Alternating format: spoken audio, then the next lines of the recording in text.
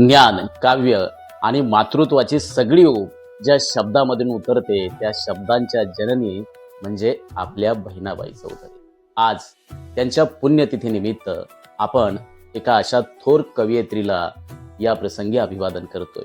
खरं तर ज्यांनी शाळा नाही, पुस्तकं नाही, गुरुकुल देखील नाही, तरीही आपल्या आयुष्याच्या अनुभवांना एवढ्या सोप्या, साध्या, सरळ, जिवंत भाषेमध्ये मांडण्याचं महान कार्य केलं की त्या मराठी मनाच्या जिभेवरती कायमच्या ठसल्या.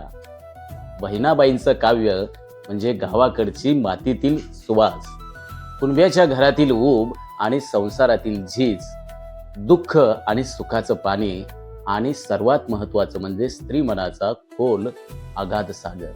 त्यांनी शिक्षण न घेताही अनुभव याला शिक्षण मानलं आणि आयुष्याला एक पुस्तक बनवलं.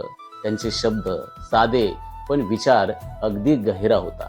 जसा ऊन काळजात शिरतं तशीच त्यांची कविता देखील आपल्या सर्वांच्या मनात शिरते. मार्गदर्शक, प्रेरक आणि अत्यंत जिव्हाळ्याच्या त्यांची कविता सांगते, अरे संसार संसार जसा तवा चुल्यावर आधी हाताला चटके तेव्हा मिळते भाकर. संसार म्हणजे फक्त कष्ट नाही, तर ती आहे प्रेम, माया आणि जगण्याची उमेदही त्यामध्ये सामावलेली आहे. आज बहिणाबाई चौधरी यांच्या पुण्यतिथीनिमित्त मित्रहो, आपण फक्त त्यांना आठवण्यापुरतं थांबायचं नाही, तर त्यांनी दिलेली भाषा, त्यांनी दाखवलेली जिद्द, त्यांनी दाखवून दिलेला संघर्ष आणि त्यांनी शिकवलेला जीवनातला अत्यंत साधेपणा आपल्या सर्वांच्या जीवनामध्ये उतरवण्याचं काम या प्रसंगी करूया. बहिणाबाईंचं व्यक्तिमत्व म्हणजे या मातीमध्ये उगवलेलं ग्रामीण ज्ञान, दुःखावरती हसून फुलवलेलं धैर्य आणि स्त्री शक्तीची खऱ्या अर्थानं जाणीव.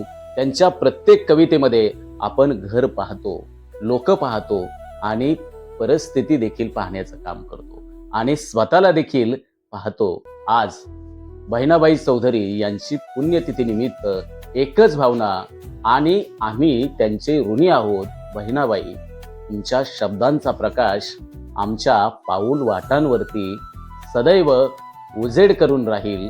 स्मृतिदिनानिमित्त बहिणाबाईंच्या कार्याला आणि त्यांच्या विचारांना त्रिवार वंदन.